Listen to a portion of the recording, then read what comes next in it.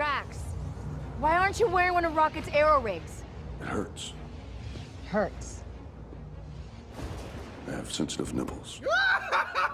My nipples hurt. Oh, goodness me. Hello and welcome to Two Guys and a Few Good Men. I am TJ Washuk. And you didn't say movie Lowdown. Nope, because it's Movie Lowdown for the week of January 21st, 2019. Almost over. January's almost over. Jesus, it goes so fast. Why? Yeah, especially when you work 40 hours a week. True. It does build up that time. Oh yeah, so missed out on last week's Movie Lowdown just due to schedule conflicts and work. Yep. But we're back at it. Yeah. So, how about we get right into the news? Yes.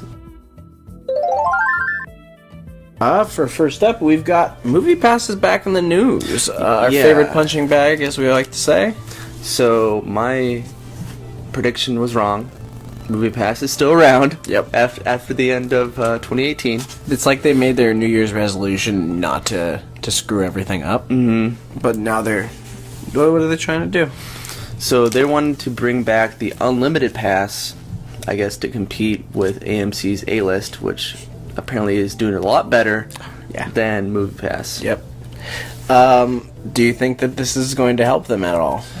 I mean, that's the best thing they could do, is bring it back. It's really funny because you can definitely see these investors kind of throwing clay balls at the wall and hoping that they stick. Mm-hmm. And, you know, it's just getting to the point where it's either going to work or it's not. Exactly. And we're just kind of at that point of, when is it going to happen? When is it going to blow up? Yep. Yep. So, who knows? Maybe Movie Pass will do well after this. Maybe, I don't know.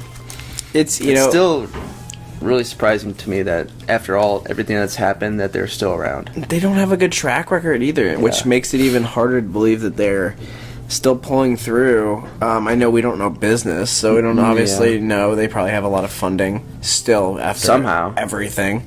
But right now, we'll see. Were we going to put another timeline to it? How long we give them? Oh, geez. Now we got this. Like, I already predicted that it was going to be, the beginning of 2019 is where they're going to crash. But after this, let's shoot for fall of this year. I think they're really hoping to hold on until summertime. Okay. So that way when the summer movies come out, yeah, they get more people to go out to those movies, or they can build them up right now, and then when it comes to summer movies, they can do something really cool. Last year's when they changed their Unlimited Pass was due to the summer movies. Oh, yeah. I mean, people don't realize that when you're bored during the summer, you live in like a state like Arizona or California, like, if you're not working, you go out and go to the mall and go see movies. Like, that's where they make a lot of their money, and it's really sad to see them a couple of years ago kind of like going down really hard. Yeah. So, but next up, we've got Christian Bale in the news. Body morpher. The body morpher, yes.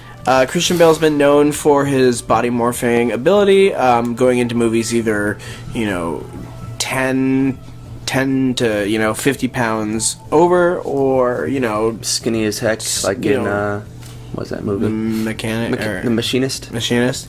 So, he has now officially come out and said that he will no longer be doing these diets, especially after doing the Vice. And, it makes sense. He's gotten big for American Hustle, which was a great movie, and he looks so different. It doesn't look like it's a prosthetic. You can tell that it's him. It's actually him. His fingers are fat. Everything about him kind of is bigger, and I think that this role kind of scared me when I saw that he was doing that. Vice. Yeah, and I know he had prosthetics for some of it, but the amount of weight he probably gained to get the face and the body, it's just a lot, and you're not working out. You're just literally shoveling calories down. Yeah, I think he said he ate pies. That's what his diet was. And that's people know exactly what foods make them gain weight, especially dietitians when they're with them. True.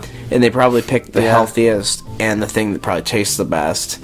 So, with pies, you can make anything out of a pie. Minus, I think, breakfast. Well, you could eat pie for breakfast. Yeah, you can make like a blueberry. that or what are those pies with fruit or vegetables and meat. What's that pie called? Meat boy. I don't know. Damn it. Chicken pot pie. Chicken pot pie. But I think that's great for him because I think I'd like to see him really acting into his older age. So I'd really hope that he takes it easy and doesn't build stuff up. Hello. So, there's no reason to, keep on changing your body. Yeah, exactly. So, we'll see what he does. I don't think he's going to do it anymore. It's called the yo-yo diet, by the way. Oh, okay. That's what they crowned it the yo-yo diet because okay. you go down and then you go up so fast. Yes, that can't be good. No, not at all. So next up, you want to start this one? Yes. So we got a new segment we like to call. Oh, well, we're gonna do New Mutants first. Oh. We'll skip that out. So next we have news on New Mutants. If you guys recall, it's a movie that's coming out with a few famous child actors. Anna Taylor whatever her name is, she was just in Glass. Yeah, and then the girl from Game of Thrones. Yep. And a couple other people. The guy, there's a guy in it from what was the 21 Clover Lane or whatever? Charlie Heaton? Yeah. He plays a person with a broken arm in that, I believe. And he plays a person with a broken arm in this one. And Antonio Banderas is supposed to be in it. So, but anyways, there's a long story behind this. I believe the first trailer was released in April 9th, 2017. And either way, it's released in 2017. At Comic-Con, I think? I believe so. Yeah. We have not seen anything since. Not a trailer, not a movie. Anything. And so it's been an ongoing war. Apparently this movie was so bad when they were showing it to whoever the higher ups were, they demanded reshoots. And even with those reshoots, they were like, no, we might need to scrap this. And I'm pretty sure they've been fighting on and off about should we keep it, should we not. And now they're at a point where they're finally saying, well, if they even release it, it's probably going to be November, and if they do, they want to think about doing it in just directly to Hulu. Just directly right to Hulu. Yeah. So apparently half of the movie was reshot. Yeah, reportedly, and that's a lot. That is a lot. That's a lot of money wasted, and I mean they probably ate right into budgeting or for marketing. So it's not like they can make another trailer. If they do, it's because they commercials and stuff. Yeah, and if they do, like I said, it'll only be because Hulu picked it up. Not to mention they had to get those actors and actresses back for those reshoots, and they're already doing other roles and other things. Yeah, so it's probably a scheduling conflict too. Well, they're also becoming more known actors, so they're probably getting a little bit more from these movies too. So that's probably eating up into the budget of the movie too. Even with reshoots, it seems like it's a lot. So, but whether we'll see it this year or not, we'll never know until they decide to release their fate. Exactly. So here's to maybe having it this year with a Hulu exclusive. It looks bad. Going back and watching the trailer, I did the other night, and it's just not. It looks so like a horror movie. It looks like a great horror movie if it didn't have X-Men. Yeah, that's one thing I don't understand. So, God forbid they changed it and made it so it's not it wasn't X-Men. It was just mutants. Yeah, they could make a horror movie out of it. Fox, I think, making this, right? Yes. Yeah, so they're probably trying to make another rated R movie off the coattails of Logan and Deadpool. Yep. So we'll see. Like I said, but which, by the way, I just got Logan because it was on sale. Oh yeah, on iTunes. Yeah, for $8. Did you watch the black and white version? The noir. Yeah. I started watching it, but then I was like, I want to watch the deleted scenes and then the behind the scenes because that interests me. So I started watching that, and then I want to go back. Okay. To watch a movie. Pretty good behind the scenes stuff. Yeah, it does a lot. And then also in the news, Bumblebee 2 is in production, right? Mm-hmm. They're gonna get the ball moving. They finally got it okay to do it, and I think we were talking about this 2 weeks ago about will they do it? Yeah, and I think I'm happy about it, but at the same time, it really makes me talk. We picked apart the plot line of what they would have to do for it, and it just becomes one of those things where it's like I said, it'll be a couple of years from now, or it'll be a couple of years from that point where they left the last movie off. Yeah, and as soon either as they do that, the late 80s or 90s. Yep, and probably the 90s. I'll guarantee 95, and it'll be wiggity back hip hop and all that stuff from the 90s, or like a bunch of emotional sad songs. But yeah, it's just it's kind of, you're gonna see where it's gonna go. I mean, if they'd really surprise me if they even did it in the 2000s. So I doubt it. Yeah, I doubt it. Exactly. So, but now if you want to, now moving into a new segment we like to call, what are we calling it? I'm ready to go in, Coach. Just give me a chance. So we have news that the Matt Smith from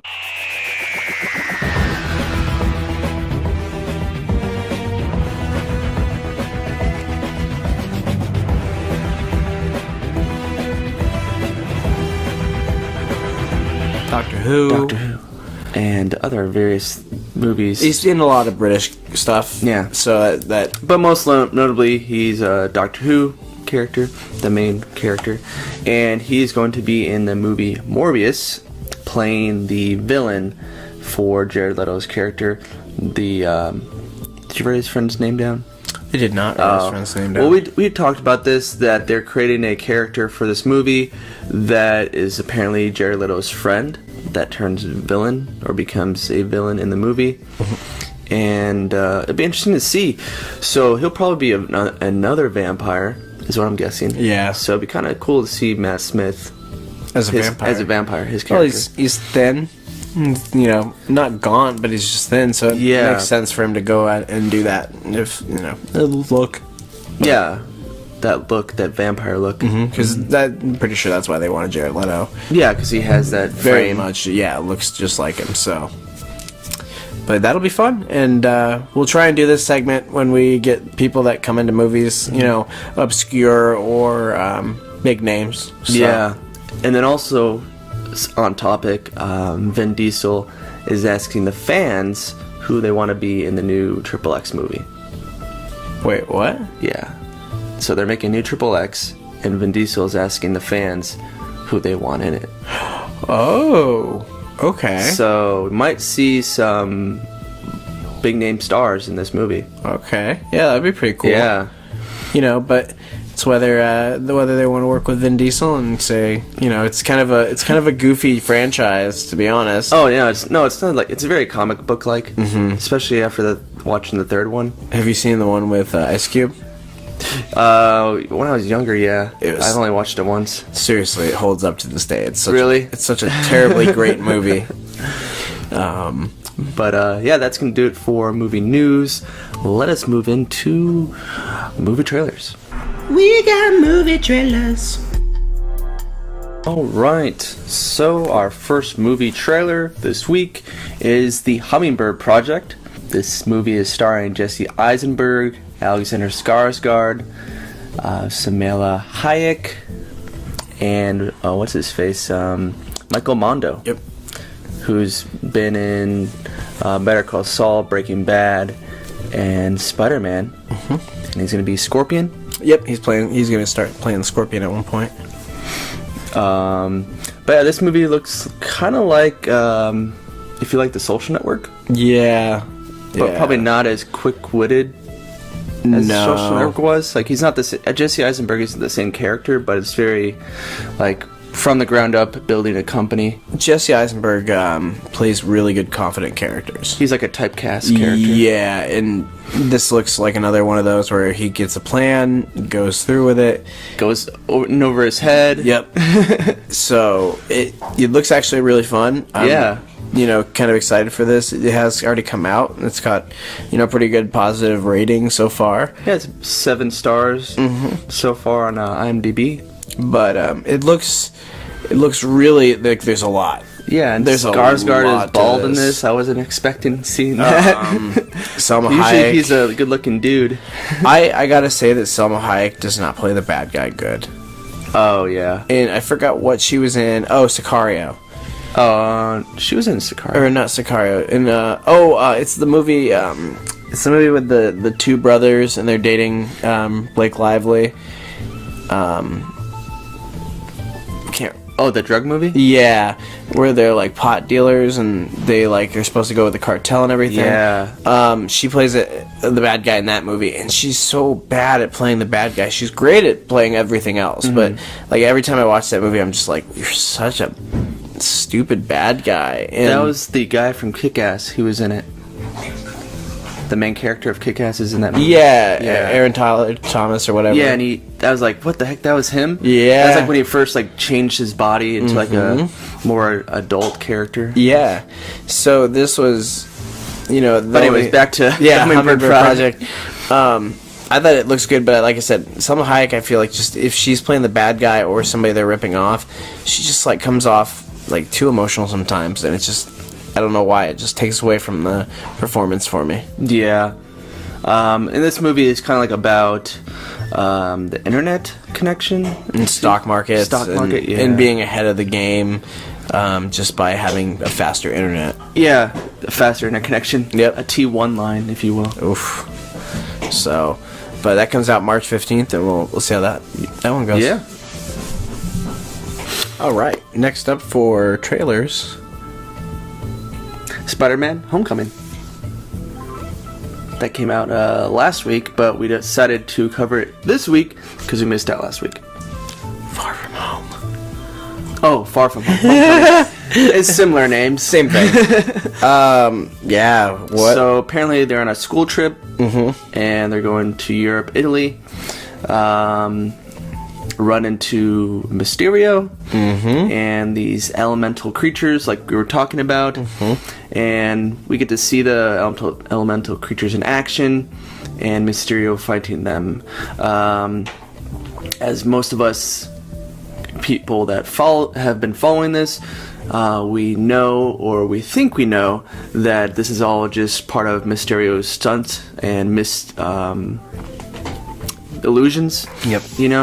And these are all creatures created by him. It made me think, though, watching this for, I think, the third time that I've seen it now. Yeah. I would really think it'd be cool if they did Mysterio as his ally for the movie. Maybe these elementals are from somebody else or something else, and he has to help him team up with Mysterio. And it's I was thinking about it, and I'm like, I would love to see that. That would actually be cool to be see that flip, because he's always been a villain. Yeah. But will it happen? But it's same what they did with Doctor Strange. Mordo was a villain in the comics. But in this movie, in Doctor Strange's movie, he wasn't.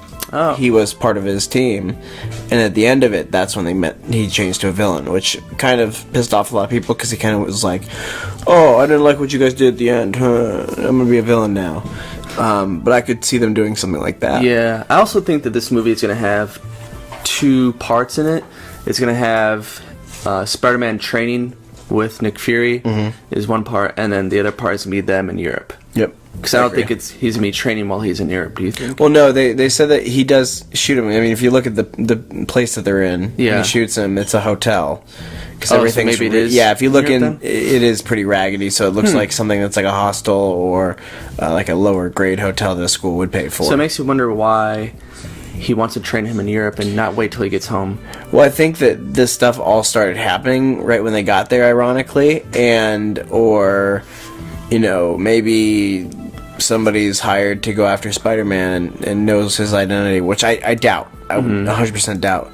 So, but this is still like there's a lot of mystery behind it. We got a couple months to go. For some reason, he doesn't have the iron suit. No, and I think that's because he doesn't want to be. For one, I hear that Nick Fury stole the suit from Tony Stark, the one with the wings. Okay, so that one with the web wings. Yeah, and then they specifically made the one that's the black suit. Yep, the black suit for him. So, and then it confirms that Pepper Potts, or not Pepper Potts, what's her name? Aunt May and Happy are dating. But doesn't show Tony. It shows off Pepper Potts, her signature on the check. Oh, I didn't see that. Yeah, apparently okay. that was her check. And there's no Iron Man. You don't see Tony Stark at all. Which is smart, because I think they don't want to give that away for what happens in Infinity War. And I think that's very smart by them. They probably were like, hey, let's not fuck this up. So, but yeah, I think that it was a good transition from how they ended the last movie with Aunt May finding out that he's Spider-Man.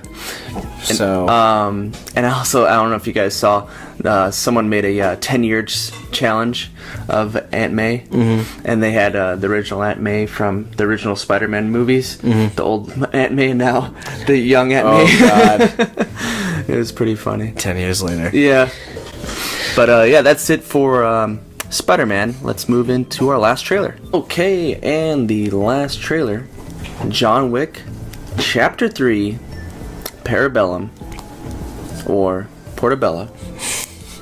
The Portobello mushroom. Yes. Them all. So yeah, this movie, the trailer, it's very dark yet colorful. There's a lot of different colors in this movie. It contrasted really well. Yeah. A lot of action. I mean, at one point, he kills some people on a horse. That's some pretty fun. They have katanas, so I'm assuming they're Yakuza? Yep. So the Yakuza are after him in this one, I'm assuming. The last one was the Russians. Well, you gotta remember, did you see the last one? Yeah. You remember at the end, he's no longer, like, protected. He's, like, basically he's got a bounty on his head. Yeah.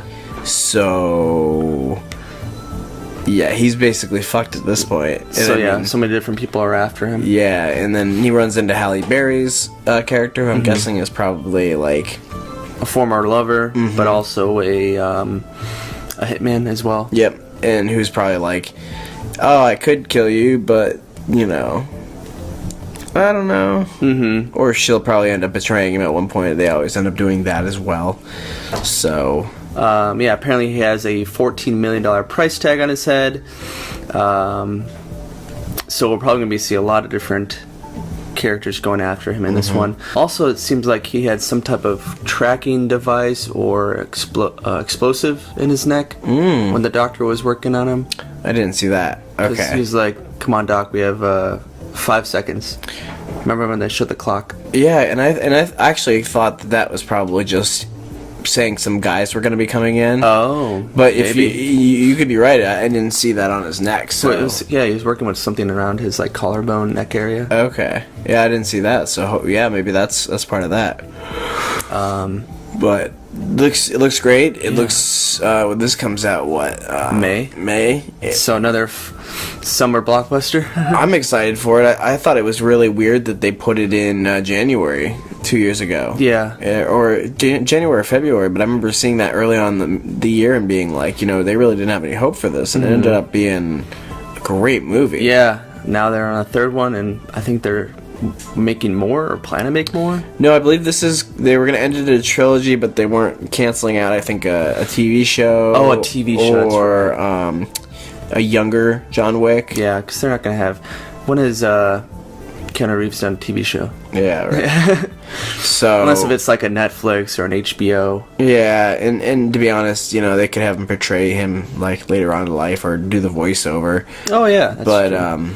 But I doubt that if he's like really heavily involved with this franchise, which I think he is. Yeah, and I think this is really like when they do that. If they make these shows, I think the voiceover is really powerful because it's just like Loki's gonna do for his, I guess. Oh, okay. They're gonna do a younger person portraying Loki, and that then makes sense. Tom Hiddleston, doing the voiceover on like the background, or hello, I'm Loki. Okay, that makes sense because I couldn't see Tom Hiddleston being in like a TV show.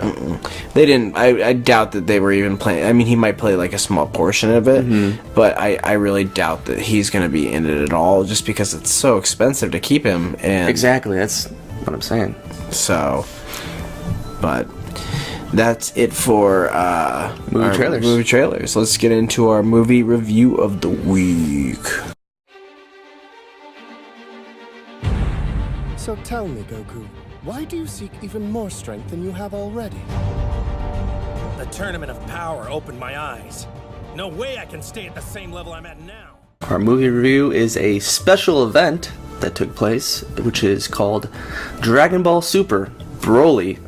So it is in theaters, I think, till next week or till this week, which is surprising because normally it's only in theaters for a couple of days or so, and then they extend it if it does well. But this was actually in theaters for 2 weeks, and so far there's no news on it being extended past that. And this was surprising because a lot of limited theaters, they like limit the theaters to how many it has, and normally Tempe Marketplace that's around you here gets all those movies. Yeah, those limited release special events. And I would not have seen this movie had it not been around the corner from me. Yeah. So I was really kind of happy to see that it was in Chandler. It was in a good area that I could get to.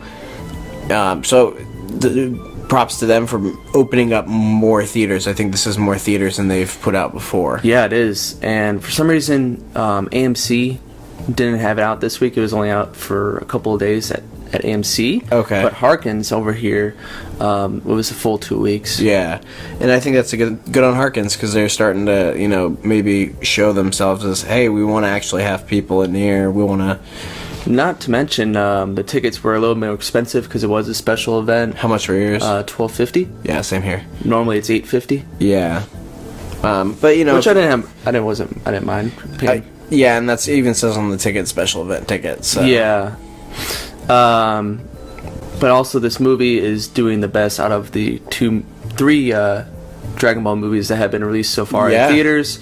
And it's definitely outpaced Resurrection F, which was the highest before this, but it's now the third highest grossing animation movie, behind Pokemon the first movie and Pokemon the movie 2000. And it says a lot for how much Dragon Ball Super has done for itself. Yeah. Because think about when Battle of the Gods came out. It was huge, but it wasn't this big. No. And you talk about, people started thinking about it again, then all of a sudden Resurrection of F came out, and that became huge because, Frieza's back. Like, I thought that was a big release, And then, now it's like they've got this movie, it's come out, and people are excited about it. I mean, it's at 24 right now. That's just... Holy crap! That's 24 million, and that's only been. And I know that's part of. Is this ours or is this complete with? That's grossing complete, I think. Okay, yeah. So it's huge. I mean, it's not catching up to Pokemon the first movie, but I'm sorry. Worldwide is 91. Yeah, I was gonna say 91. But I mean, but for American release wise, that's huge. And they were even saying that. That it was like third place in the box office, which I was really surprised about. Yeah, it was beating out a lot of the first opening weekend. It did better than the Upside. Yeah, so which I mean, it wasn't that big of a movie to begin with, but still it beat out a big, not big, but like a Hollywood movie. Yeah. With Kevin Hart in it. Come on, that's pretty big.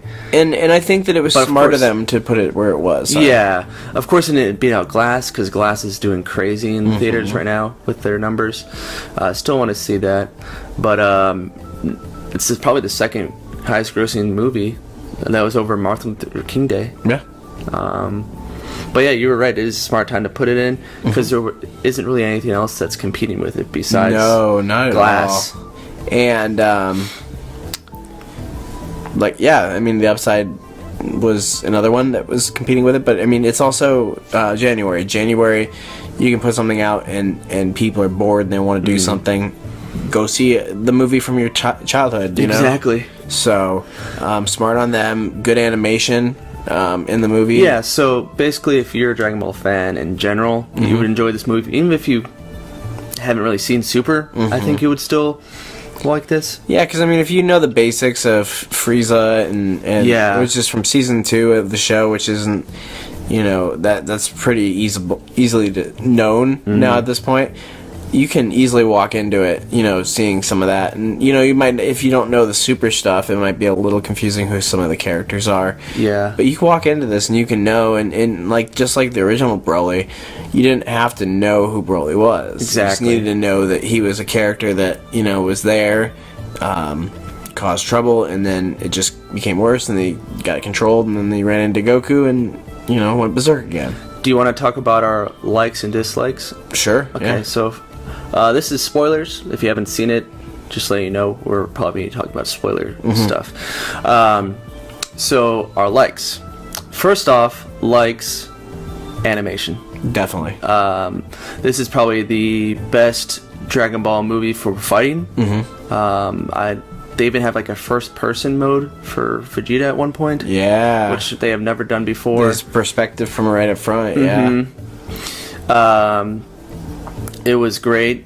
And then also, I love seeing the backstory of the Saiyans. It was nice to see that. They kind of showed that in the original Broly movie, but not to this extent. Yeah, and the thing about the older movies was people don't realize that they weren't.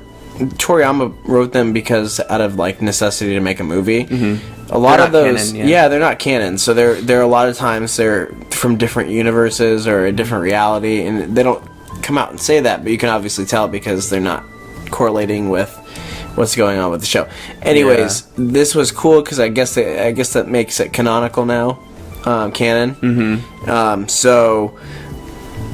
There was such a great story for him, and I'm like that at the end that they don't kill him off. Oh yeah, exactly. Another I like about this was the humor. I thought Battle of the Gods was funny, and really surprised at how funny it was because it's very Dragon Ball, like original Dragon Ball kind of humor. Resurrection F was kind of funny, but not as funny as Battle of the Gods. Yeah. And then this Broly was probably the funniest of the three so far. Yeah, I'd laughed a lot during this, and to the point where like there were so many like small things that I was laughing at that other people you don't hear, but it was just like as soon as they happened, you're just the theater was erupting with laughter. And I mean, there were some older people in there. I don't know if they're Dragon Ball Z fans or if they just wanted to watch something animated or something like that. They were laughing. They were like 2 seats ahead of me, and I could hear them laughing, and it was great because they were like jumping in the humor like they knew what was going on. Funny. So easy humor too. It's just like really simple gags. Well, yeah, it's like the Dragon Ball gags, like if you watch Dragon Ball, their first wish ever was a pair of underwear. So if you think that's silly humor is funny, you're gonna like this. Which I thought was kind of funny, that Bulma, she wanted to get the Dragon Balls to wish herself 5 years younger, but not anymore. And not anymore, or people will think that she got plastic surgery. Because I think Vegeta or Goku asked, why not even 10? And she's like, oh, because then people will notice. Yep. And Frieza decides to bring in his grunts, which come in kind of like a very comic book-like, or like very like Scooby-Doo, Hanna-Barbera-like, where they like sneak through on a rope to get the stuff, the Dragon Balls. And his reasoning, which is kind of funny, they're like, hey, do you want to become invincible, not be hurt? And he's like, no, that makes things too easy, which says a lot for Frieza, because before he wanted stuff like that, but now he enjoys fighting, I guess. Yeah. And then, what was the other one? Invincibility. No. immortality. Yeah. Immortality. And he's like, no, not that. And then this girl character with the bob cut, that looks like a blueberry. Yeah. She's like, oh no, he wants to be taller. And then immediately Frieza's like, yep. By 5 inches. And no more, because then it'll look like something would happen. It'll look like I don't know why. He made a wish or something. Yeah, exactly. And he's like, the reason behind that is because he wants to look like he's still growing. The last couple of Dragon Ball wishes from all these movies, haven't they all been comical? I don't know if they used the Dragon Balls in Resurrection F. Well, Resurrection F, they used it to revive Frieza. Uh-huh. I don't think they had anything after that. Okay. And I don't think they used it in Battle of the Gods. Wow, I swear there was some. Maybe it was in the anime or something like maybe. that. But I don't know. I know that the last couple of times it's been that, like, people have been wanting to wish for something comical. Mm-hmm. So I like that they're keeping up with that. Like, they're not taking wishes so seriously now that they know that they can just wish somebody back to life. Exactly. Or, and I liked how Frieza had that mentality though. Like, I don't want to die. I'm not afraid to die anymore. I'll fight my way through it. So prior to this movie, I really hated that they resurrected Frieza. Mm-hmm. I'm like, why do you have to bring Frieza back? There's really no point. It's just to make him, like you were saying, a new Piccolo. Mm-hmm. And this time I see that it was a good idea. Yeah. Just to have him as the villain he may not be the strongest fighter, but he's going to bring the strongest fighter to Goku. Yeah. Yeah. So I think that's what his role is going to be in Dragon Ball Super, or whatever they're going to call it from here on out. Yeah, and I like that. He's like the Dr. Eggman of... Yeah, exactly. He's like the Dr. Eggman of Dragon Ball Super. And, like, he can be an anti-hero, but, he's always going to be after Goku, and he's turning into Vegeta. So I'm wondering if they're going to, like... I'm really interested to see if they, like, build a team or what, because one of my biggest gripes was that they didn't have something that they always have in the film is either Vegeta saving Goku and being like, no, that's my kill, or, Piccolo saving Gohan, which is no longer obviously going to happen because they're both, kind of no longer in the show, other than Piccolo being, kind of a moral support. Yeah. Which he was in the movie. He was in there for a couple minutes. Yeah. But besides that, there wasn't really any other Dragon Ball characters, which was surprising. Me personally, I wish that Hit had, just came in at one point and started helping out. Yeah, show the alternate... Well, I guess... Well, he's in a different universe, though. Yeah, but they've been saying that it's easy to... Remember, they were saying how it's easy to... It's capable of sending them to another universe. Oh, okay, yeah. Especially, like, Champa. Remember, he came to the universe, or...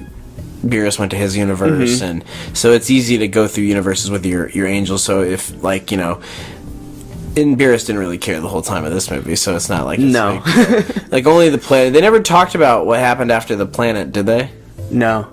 Like the planet, like we literally melted the ice caps with that fight. Yeah, exactly. So it didn't say anything about it. No. So I was like, oh well. Probably wish it back, I guess. Yeah. I don't know. But another thing I liked about it was that Gogeta was never separated. Mm-mm. They didn't separate him, which was awesome to see, because normally in Dragon Ball you always see them separate and then some struggle happens and they have to summon their powers to Goku to give him strength to defeat the villain.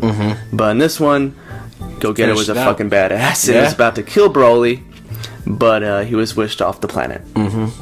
But that I really like that. Keep it up, and maybe we can add him in. You talked about Kale and Khalifa. Remember from the tournament? The tournament. They showed that they're pretty big, like, friends at the end of it. Like, no hard feelings. So maybe they'll have all the Saiyans training together. That, or I think that they'll take Broly under their, try to find a way to control him, and not like control him. I just mean like control his powers, because obviously he's a great guy. He just loses his sense. Yeah, so they're going to work on having him control his powers. Also, like I was saying, the backstory of Dragon Ball I really liked, because it showed Frieza as a kid. That's right, yeah. And showed how they got the Scouters. And let's see, anything else I'm missing? I didn't realize that King Cole stepped down just to have Frieza. Yeah, he's like, I'm retiring, and it was the Cold Squad instead of the Frieza Squad or whatever. I also like the new characters that they showed off. Chile, I think her name is, and Limo, the guy, the grumpy guy. Yeah. I like those characters because he seems like he's like just a kind of like a grunt in Frieza's army, just like the starship funny. driver. Yeah, but still funny. And I think they had a great dynamic. She obviously is kind of like character relief, comic relief, I guess. Those characters, but in a good way. And it seems like she like has attachment to Broly. She's like she likes him a lot. And they over sexualized her in this movie. Oh my god, those gratuitous ass shots. Yeah. What's going on here? I don't know what Akira Toriyama was thinking, but they really sexualized the character. You know, and to be honest, I only just saw like when she was like posing. Bending over. Yeah, that's all I saw. Or that, so. or like when she stretched her shirt. Yeah, true, but like they didn't give her like huge. No, that's So true. like that They didn't show off cleavage, right? But that it was like when she did that, it was like, oh, okay. Yeah. So alien tits. Another thing I liked was Broly's character is a lot more defined in this one. He actually has a better personality. And it gave a lot of depth to Dragon Ball characters that they normally don't do in movies. Yeah. There's usually not that much depth to characters like Paragus. Like he seemed like he was a decent dad, kinda. Yeah. But he still had no other way to control his son. He was forced to make this collar, which they kind of explained in the first one, or the original one. But I don't know how he managed to make this collar, I guess. Yeah, with the ship, maybe. Yeah, with the ship. But it makes me think maybe he had it all along. I don't know. Well, when he found it, he knew his powers were going to be really great. Yeah. They were laden powers, which I liked how they put that in here. It was like not only do they have like a power level, but they've got an unknown power level that, you know, you should be scared of. So. And I like that, you know, Broly was still, you know, still his quiet self because he has like PTSD from his dad, and shows like a lot of fear whenever his dad talks about the collar. And he made friends with that creature on the planet that's like Ba is the character's name. Yep. Which I thought was really sweet. This is the sound that he makes. Yeah. Yeah, and then, you know, he ends up shooting his ear off, and then can't be friends with it anymore. Paragus shoots his ear off and no longer can be friends with his only friend. But yeah, this great movie. Dislikes. My dislike was that they kind of negated the Bardock the Father Goku storyline, which was one of my favorite specials. I mean, they kind of had him at the end of when Frieza was blowing up the planet out in space. Yeah. That was the only thing that They didn't kept, show the rest of but it. they didn't show the rest of it, which I love that scene where he's like, Frieza, we're not gonna take your shit anymore, basically. And they didn't show they didn't have his old suit where it was just like the straps. Didn't show the bloody headband that was from his former partner that dies, because that's how we got the red headband. I liked the CGI in this, and I didn't. The CGI that I didn't like was the environmental scenes. I felt like it was too out of place. Yeah. They seemed like. But the fighting scenes was very much like Fighter Z, or Fighters. You could tell. And you could tell. But it still looked awesome. It still looked really good. Oh, yeah. That's really one of my only ones that I had with it was that it just you could see those scenes, you and could it tell. Seems like they're also preluding to some other type of universe or something where they go into like the multiverse, I think. Oh yeah, that's right. Yeah. It's kind of funny, like Piccolo kind of alludes to it nonchalantly. He's like, what in the multiverse is going on? Or maybe it's just because it's Dragon Ball Super. The tournament was a multiverse tournament. Yeah, but like what was that they went into when they were fighting? That? Yeah, because they hit, like all those polygons so and hard. Stuff. Was it? I wonder if they were going so fast that's where they ended up, because that looked like hit when he goes through his time skip. Yeah. That kind of looked like that, where it was the glass, and it was kind of like slower. So that might have been it. They might come out and say something like that, but right now, yeah, we have no clue what that's all about. No. And then, sorry, going back to another thing I like was that Broly, he gets the Azura power, but doesn't transform into the monkey form or into the ape form. So it's kind of like Super Saiyan 4 in a way. Yeah, So he doesn't get hairy. And then what I'm assuming is Goku will eventually try to get that. I don't know. I think hopefully he does, but it almost. I'm pretty happy with his super ability right now. What was that one? Super sneak. Yeah. So I'm surprised they didn't show it in this. I think they tried to. They just didn't portray it well. That's almost what I think that was kind of like for when they did that little different realm. Because if you watch, a lot of his movements were slowed down, and he would catch punches. But that was just like I said, I figured that was just because they were going so fast. Yeah, and Vegeta's Super Saiyan God form was awesome, amazing. Yes, he looked so good. I'm glad they finally showed that off. They did that in the theater, which just erupted. I was like, oh yeah, oh yes, cool. So that was a good finally. It's like when you turned Super Saiyan for the first time. I was like, yay! I hate this guy, but I love him. So yeah, great movie. Great animation. This is something that I'll be getting Blu-ray for sure. Yeah. I'm still in that that honeymoon phase of the movie, but I want to say it is my third favorite. Probably that has been released. Yeah. Probably second, maybe. I don't know. We'll see. Yeah. But that's going to do it for this week's movie lowdown.